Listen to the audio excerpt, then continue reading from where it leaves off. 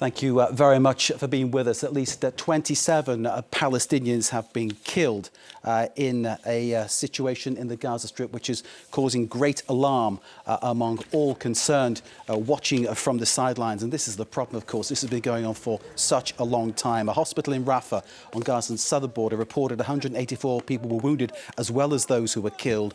All this happening after 3 Israeli soldiers were killed in combat in the north of the Gaza Strip in what the IDF describes as a fight against armed Hamas militants. This report coming up now by Cami Knight. Instead of collecting much-needed food, these Gazans are carried to Nasser hospital in body bags. Palestinian officials say dozens were shot dead by Israeli forces as they were waiting to be let into an aid distribution centre in Rafah. We ran like people who just needed a scrap of food. We're surviving, but the children are always hungry. I mean, what are we supposed to do? We went to get them some food. The hospital's director says dozens of others are being treated with gunshot injuries. Some are in critical condition. We were surprised by the number of injuries, a horrific number. All the injuries were to the head and chest, most of them children. Children who went to receive aid from the foundation. The IDF says it fired shots after identifying several suspects near an aid point. Israel denied shooting civilians in a similar incident on Sunday, where Gaza authorities say 31 people were killed and 200 injured. The UN has been issuing warnings about how aid is being delivered after Israel slightly eased its blockade on the enclave last month. Major aid groups have rejected the current US-backed foundation in charge, UNRWA's chief calling the aid distribution process a death trap.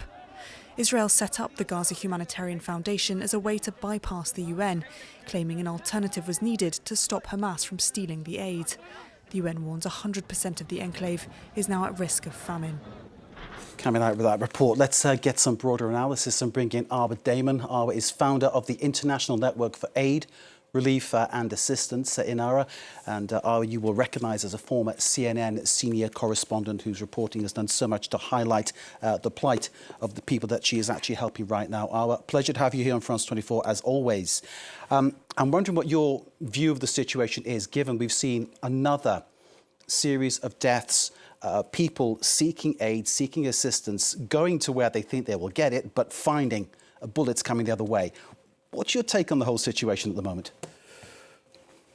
I mean, this is just so tragic and underscores exactly why it is that the humanitarian community refuses to cooperate with this Gaza Humanitarian Foundation, because this is exactly how you don't distribute aid and how you don't set up a distribution. You do not force people to walk through danger zones where they are at risk of getting shot and are getting shot, as we have seen, and only provide them with 4 locations with which they can pick up this much needed assistance. There's a logic behind the way that humanitarian assistance works. There's a logic behind the United Nations having 400 aid distribution points across Gaza. Add to that, of course, all of the efforts of other organizations as well. People are starving. More than 2 million people are hungry and desperate. Crowd control is one of the biggest challenges that you're going to face. And add to that, a very trigger-happy IDF. And you have the horrific scenes that we're seeing right now, despite the fact that Israel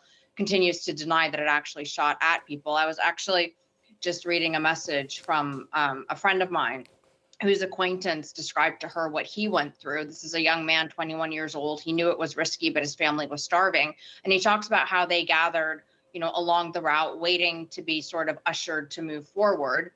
This large crowd moves forward. A couple of shots are fired. They freak out, start to run away. More shots are fired towards them. They head towards the beach area thinking it'll be safe. And then that's when this young man describes, one of the gunships opening fire at them. And he says he himself saw 4 people shot, including a 5-year-old little girl who was shot in the stomach.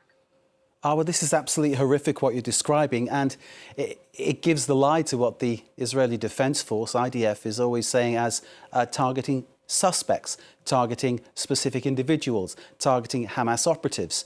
This seems like random, arbitrary shooting of people, as you say, who are hungry and seeking aid. Well, I mean, the thing also is that Israel is continuously changing its story of what happened. First it's firing, warning shots. Then it's trying to use gunfire for crowd control. Then it's targeting various different suspects. And as we've been hearing throughout the course of the last 20 months or so, what we hear from eyewitnesses on the ground, what I've seen myself, what other humanitarian organizations are describing completely contradicts anything that Israel is putting forward. And we're also seeing, even within this Gaza Humanitarian Foundation, people have been resigning. One of the main consultant groups has reportedly, at least according to what the Washington Post is saying, also no longer going to be working with this Gaza Humanitarian Foundation. And again, you do not force people to go into a danger zone that is controlled by a military that, as has been painfully evident, does not really value their lives and is more than willing to, basically issue a death sentence to the population, be it by bullet or by hunger. 31 killed on Sunday, 27 killed this morning. Arwa, this organisation, Gaza Humanitarian Foundation, we understand perhaps funded by Israel, perhaps run by Mossad. Is there perhaps a tactic behind all of that, some kind of Israeli plan to try to force Palestinians into a situation where maybe they might even opt to leave what they see as their homeland? I mean, that is obviously the fear and the deep suspicion.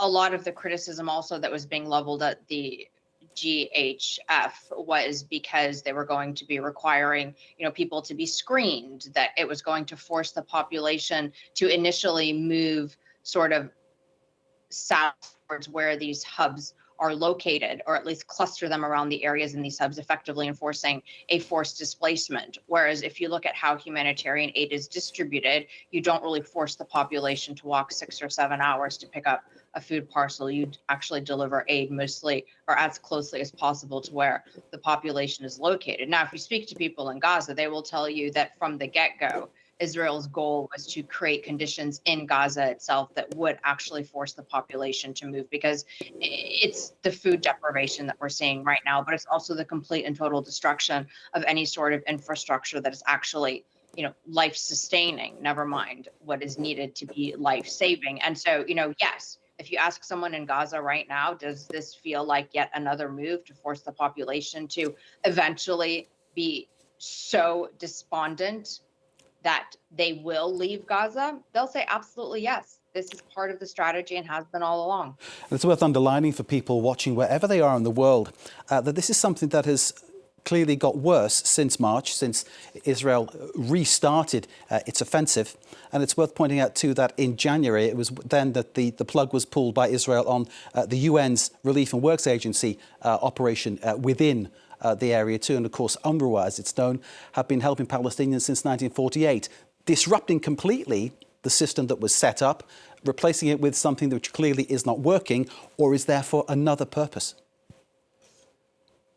Exactly. And, what makes this all increasingly extraordinarily disturbing is that, Israel's logic behind, upending the work that UNRWA does is this false accusation that, UNRWA is controlled by Hamas, which is just ridiculous. And the logic behind setting up this new aid distribution mechanism is that Hamas controls the aid, which is absolutely ridiculous. But even if we were to take this Israeli narrative as being the truth, as being what is actually happening, that Hamas is stealing the aid and then selling it on the market, and that's how it's, continuously funding itself and paying its fighters. Even if we were to take that to be true, the most logical way to prevent Hamas from having access to this particular revenue stream would be to flood Gaza with humanitarian assistance, because that is how you actually decrease the value of aid on the market.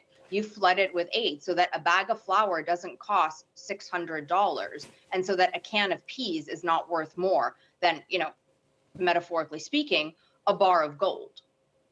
Arwa Damon, the founder of the International Network for Aid, Relief and Assistance, a former CNN Senior Correspondent. Thank you, Arwa, for bringing your insight into the situation which is preoccupying many people now around the world, given the deterioration of conditions that we're seeing in the Gaza Strip. Arwa Damon, thank you for joining us here in France 24.